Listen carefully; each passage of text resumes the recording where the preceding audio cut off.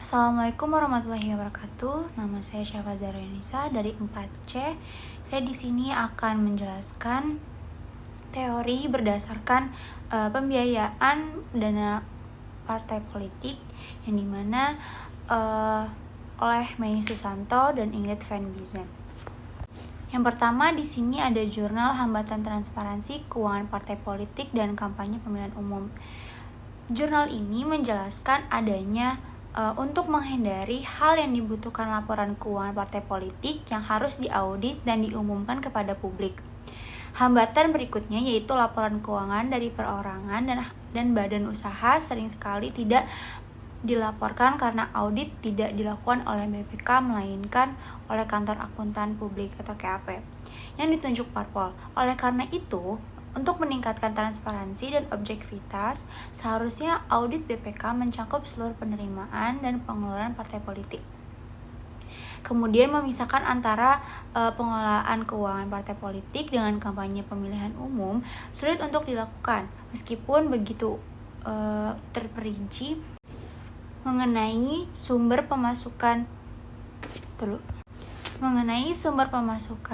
kemudian adanya pengeluaran partai politik dan kampanye pemilu dapat menunjukkan pengelolaan keuangan yang sah. Partai politik diberikan fungsi sebagai sarana komunikasi politik. Untuk itu, partai politik harus menampung, memberikan alternatif solusi, dan mempercepat pelaksanaan aspirasi masyarakat. Kemudian di sini ada jurnal yang kedua, judulnya Prospek Relasi Dewan Perwakilan Daerah dengan Partai Politik, di mana jurnal ini menjelaskan memberikan perspektif yang berbeda terhadap relasi DBD. Kemudian jurnal yang kedua judulnya adalah Prospek Relasi Dewan Perwakilan Daerah dengan Partai Politik, yang dimana menjelaskan jurnal tersebut ini memberikan perspektif berbeda terhadap relasi DPD dan partai politik dari sudut sejarah, perbandingan, dan konsepsi Badan Perwakilan Kedaerahan. Kemudian memisahkan DPD dan partai politik secara ketat yang dikatakan akan selalu dilanggar karena tidak sesuai dengan kondisi pengisian DPD secara langsung oleh rakyat yang dipengaruhi kekuatan jaringan dan partai politik. Kemudian adanya tidak afiliasi partai politik di DPD.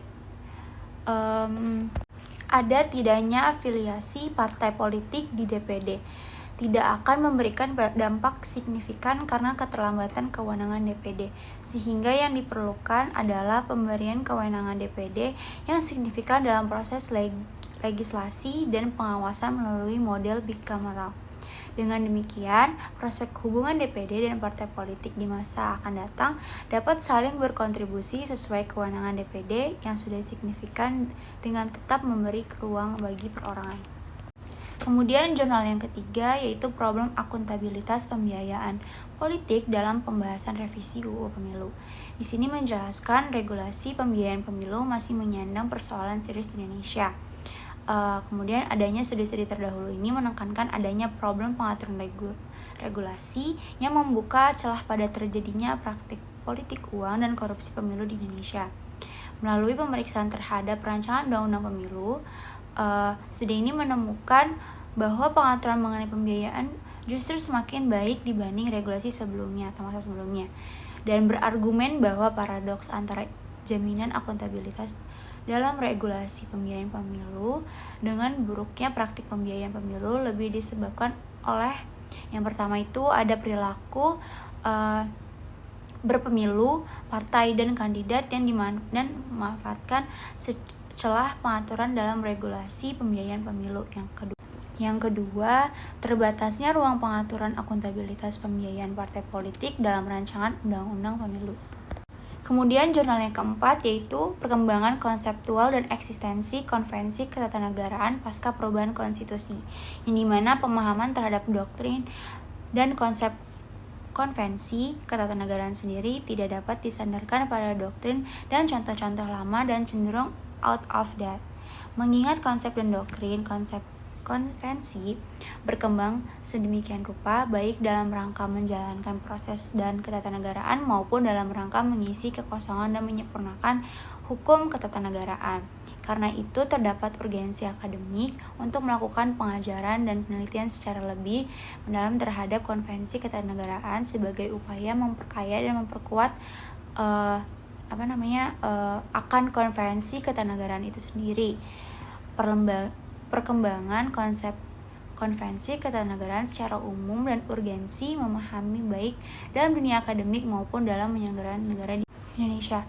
Untuk kebutuhan menjawab persoalan eksistensi konvensi ketatanegaraan pasca perubahan konstitusi, jurnal ini akan mengelaborisasikan dari perkembangan konsep konvensi ketatanegaraan hingga perkembangan terkini. Untuk selanjutnya itu ada dengan konteks Indonesia. Kemudian jurnal yang kelima yaitu Intuisi Logika Pasar ke dalam Partai Politik. Jurnal ini menjelaskan uang seolah menjadi instrumen tunggal untuk membesarkan partai dan memperoleh banyak pemilih, mempengaruhi pemilihan sumber-sumber kandidat politisi dan kualitas ikatan dengan pemilih. Hal ini juga diperparah oleh adanya politik sandera pada pengawas pemilu yang dilakukan oleh politisi demi memuluskan langkahnya bermain uang dalam suksesi. Fakta pemilu 2004 dan 2009 justru menunjukkan bahwa banyaknya uang tidak menjamin daya saing kandidat dan partai politik. Partai relatif baru dan pendanaan terbatas maupun bersaing bahkan menyalip peroleh suara partai tua dan mencangkup pendana. Karena itu, partai politik dan politisi harus meninjau ulang praktek politiknya agar terhindar dari politik biaya tinggi dengan hasil yang mengecewakan. Untuk menuju ke sana, maka pentingnya melakukan reformasi keuangan partai politik melalui revitalisasi politik keseharian partai, diversifikasi sumber pembiayaan partai politik, dan penguatan lembaga pengawasan pemilu. Kemudian jurnal yang keenam yaitu pendanaan kampanye antara demokrasi dan kriminalisasi, yang dimana sistem demokrasi elektoral yang diterapkan di Indonesia berimplikasi terhadap terjadinya beberapa hal, yaitu demokrasi semacam ini berpotensi tidak menjangkau adanya esensi atau substansi yang berwujud dalam demokrasi substantif, namun justru adanya tumbuh dan mereposisi diri sebagai demokrasi prosedural dengan corak yang dangkal, dekoratif, dan banal. Demokrasi semacam itu telah didominasi karakter prosedurisasi daripada pemahaman atas esensinya. Rakyat yang diundang hadir di panggung kampanye seringkali dalam perspektum yang lebih luas karena dimobilisasi bukan karena gagasan demokrasi deliberatif yang mendialogkan visi dan misi caleg maupun partai. Jadi akibatnya demokrasi mobilitatif semacam itu, demokrasi elektoral yang dihadirkan sering ditopang oleh praktik-praktik pendanaan politik ala gentong babi atau yang disebut dengan pork barrel, aliran dana yang susah ditelusuri asal haraman atau halalnya, legal atau non legal atau secara money politik. Kemudian yang ketujuh itu ada pendanaan partai politik untuk pendidikan politik, studi terhadap partai X, partai Y di Kota Padang. Nah, di sini tuh menjelaskan adanya 70 tahun Indonesia Merdeka, kemudian 17 Oktober 2015 Undang-Undang Republik Indonesia Nomor 19 Tahun 2002 tentang Hak Cipta Pasal 72 Ketentuan Pidana Sanksi Pelanggaran. Yang di sini tuh barang siapa dengan sengaja dan tanpa hak mengumumkan atau memperbanyak suatu ciptaan atau memberi izin. Untuk itu pidana dengan pidana penjara paling tingkat 1 itu dan denda paling sedikit adalah 1 juta rupiah, atau pidana paling lama itu 7 tahun yang dimana dendanya itu 5 miliar rupiah.